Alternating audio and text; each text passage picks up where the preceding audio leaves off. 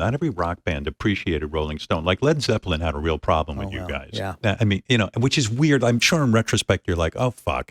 We didn't get everyone right. We didn't know. I mean, Led Zeppelin, arguably, again, in the top 10 bands of all time, right? No? I'm not going to say right.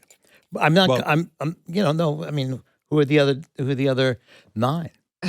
Well, you got Stones. the Beatles, the Stones. Okay, so the Beatles, you've got the Springsteen band.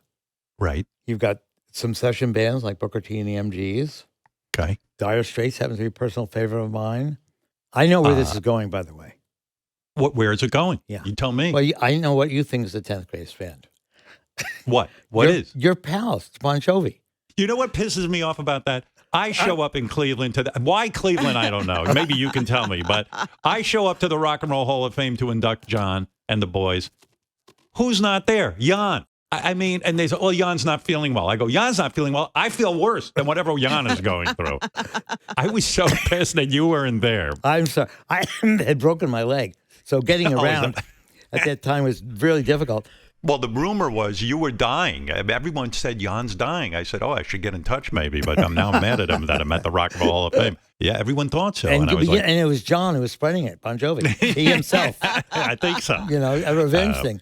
But it was also, but then after it was over, I started getting calls saying, oh my God, it's lucky you weren't here. Howard went off on you on the stage. And then even John called and said, oh, I didn't tell him to say that.